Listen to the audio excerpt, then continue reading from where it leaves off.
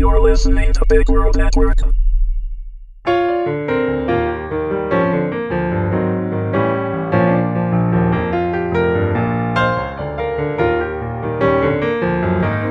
Amazing Grace, Episode 4. Written by James Helvig, read by Megan Hedin.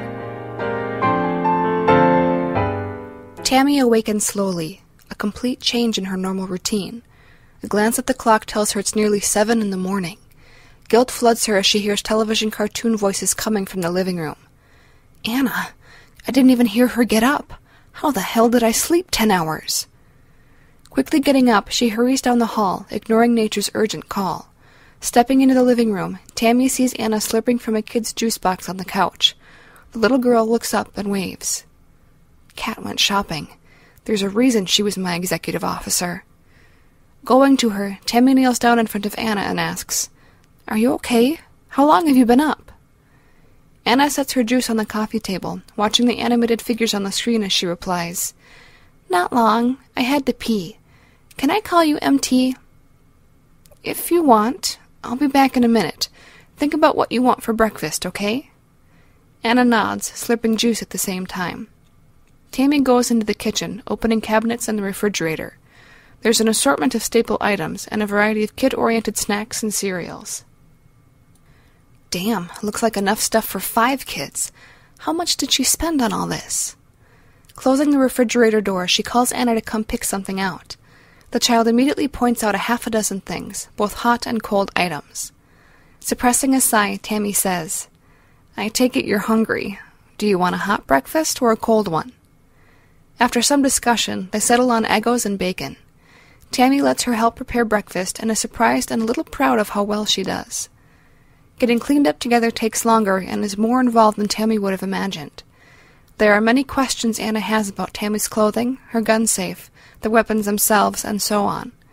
Tammy answers each one as openly as she can, only glossing over questions concerning her former profession and the reasons for carrying weapons in the first place. When they are ready to leave, this time Tammy takes her own vehicle to the hospital, a new Jeep Wrangler. Anna comments, "I like the color, but the truck has a TV." Glancing at her and smiling, Tammy says, "Maybe the great Halloween hootie will bring me one. The holiday is only weeks away." Anna giggles at the reference, and they travel to the hospital discussing costumes and candy. Pulling into a parking spot, Tammy's phone buzzes. It's the nursing staff, alerting her that Brenda is awake and asking about Anna. They hurry inside, slowing only long enough to verify the elevator will take them to the correct floor. Tammy hates the smell of hospitals, and Anna is obviously nervous as they step out into the corridor opposite the nurse's station. Getting directions, they quickly walk down the hall, Anna taking Tammy's hand. Tapping lightly on the open door, they peer in. Brenda smiles brightly upon seeing them. "Anna, how I've missed you!" she exclaims. Anna pulls Tammy to the bed, looking uncertain. The tubes and monitors dampen her usually boisterous spirit. "Nana, are you okay?" she asks, sounding very small. Reaching out and taking her granddaughter's hand, Brenda smiles. "I'm going to be, thanks to you and your friend here. Are you doing okay?" Anna nods and says, "MT showed me how to make bacon. Mr. Dale has a way cool truck. Do those things in your arm hurt?" Chuckling, the elderly woman tells her, "Slow down, sweetie. Who is MT?" Tammy raises a hand and smiles. "Well, it sounds like you're helping a lot," says Brenda. "I'm so proud of you." Anna beams at the compliment. Brenda asks Anna to sit in the chair next to her bed and turns her attention to Tammy. "I don't know where to begin. How do you thank someone for all you've done for us?" Tammy shakes her head. She can see the pain the woman is managing and the worry in her eyes. "I'm glad I was able to help. Anna is no trouble. We've been getting along pretty well."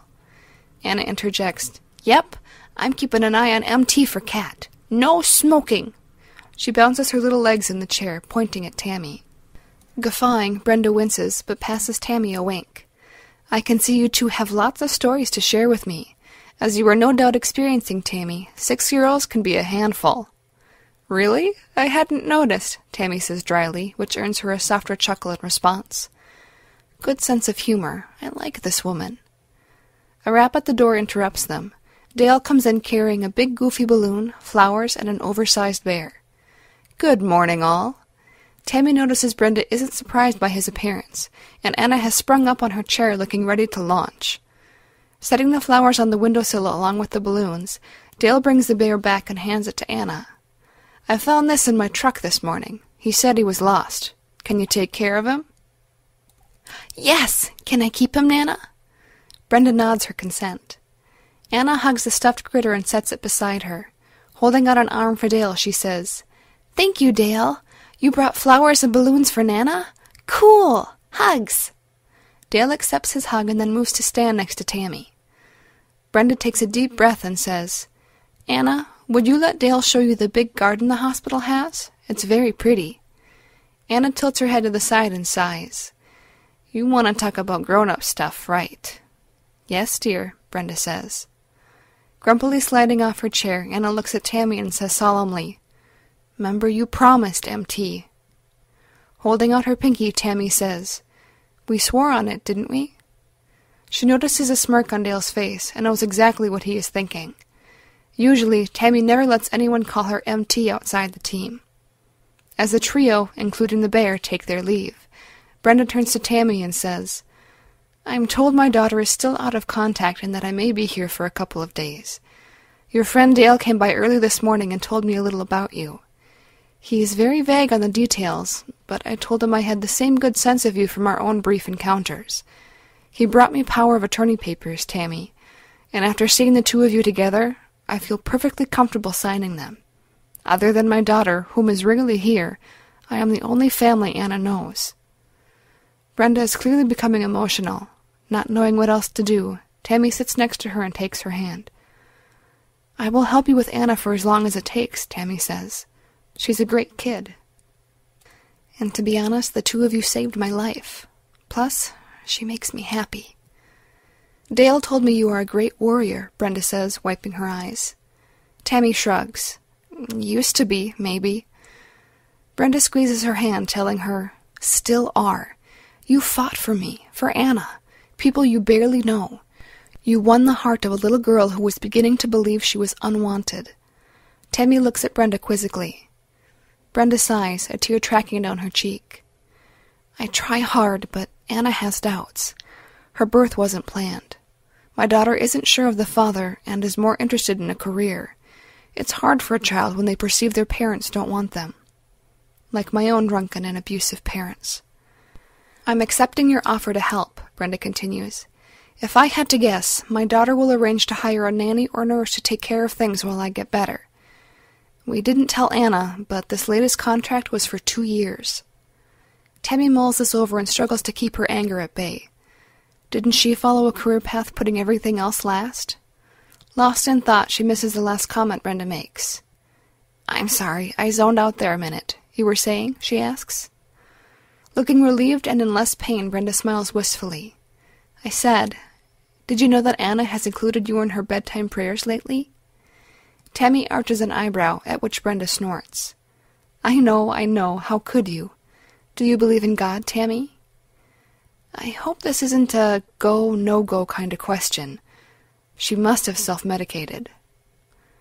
I don't know. I have trouble believing what I can't prove, Tammy says honestly.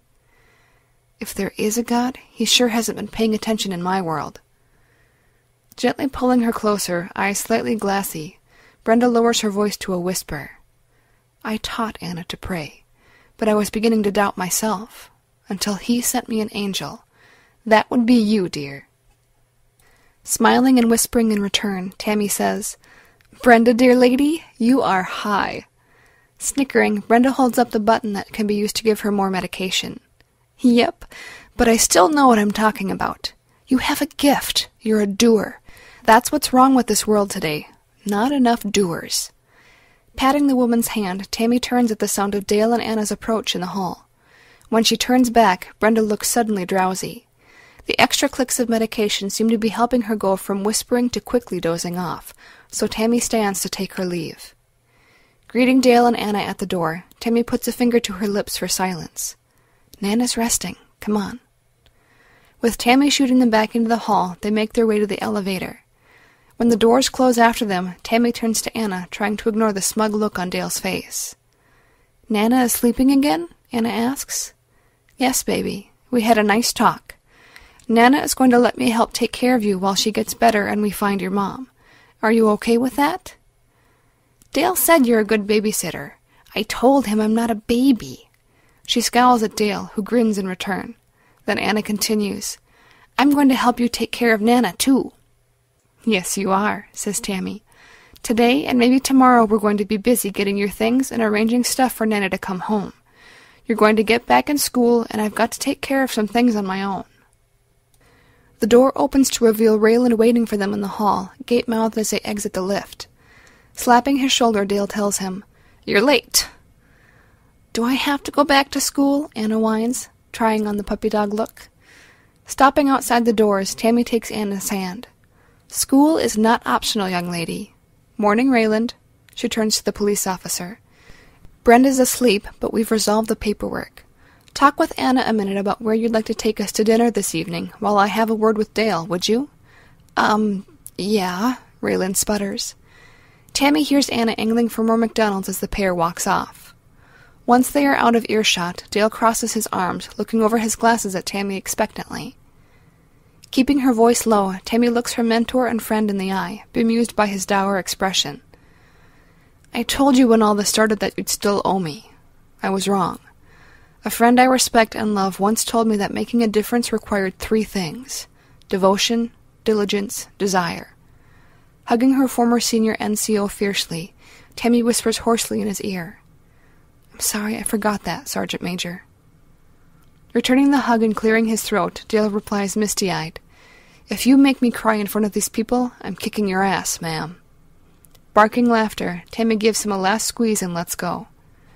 Dale takes her shoulders and tells her softly, You're family, to more than just that little girl. Nodding, tears freely flowing down her face, Tammy replies, I know, I'm sorry. Dale grins, wiping one of Tammy's tears away with his thumb, and lightly pats her cheek. Families fight. Don't you watch Oprah? Suck it up, Major, here come the troops. Anna is dragging Raylan to them, loudly saying, MT! Mr. Raylan says he'll take us to Chuck E. Cheese! Chuckling, Dale mutters, Giant rodents, greasy food, mayhem abound? Sounds like a team party. He winks at Tammy, then bellows, Hey, Raylan, would you mind springing for a few more guests? While Raylan is stuttering and caught off guard, Dale rapid-fires a long list of team members and family he's inviting on the date. Shaking her head and rolling her eyes, Tammy turns to help rescue the overwhelmed officer. Don't worry, Raylan, it's Dutch. And Dale, I do have a crazy idea I want to run past you later. Snorting and giving her a bewildered look, Dale responds, Only one? Is it my birthday?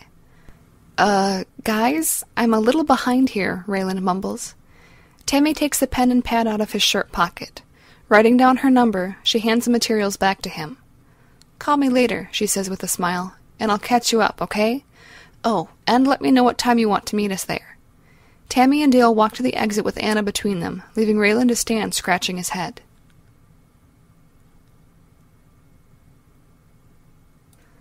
Tammy stands panting after a long morning run, looking at the sunrise. Months have passed by quickly. Brenda has long since returned home, and, as predicted, Anna's mother has opted to stay in Africa, sending money and satisfied to call weekly for updates. The routine of caring for Anna has become comfortable and is now something Tammy cherishes. Breathing deep, she reflects on the many changes in her life. The painful memories of her past are still with her, but the soul-numbing ache has been replaced with a newfound sense of purpose and belonging. Her ultimate decision came in tiny nudges. Brenda telling her Anna's meaning for MT was Mama Tammy, the desire to make a difference and have a purpose outside the military. She'd considered law enforcement, but there were courts and rules. I still can't believe Dale didn't scoff at my idea of becoming a pastor. Kat even cried. 30 months of school and training? Maybe I am nuts. Her first day of school had already come and gone, beginning with a quotation she'd immediately taken to heart.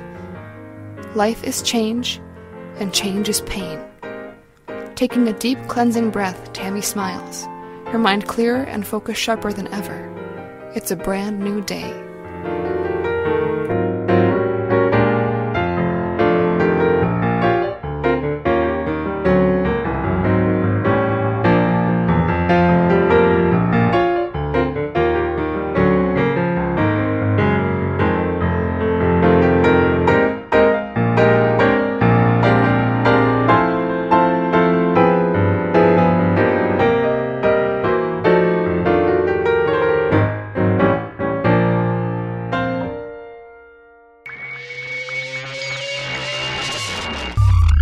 You're listening to Big World Network.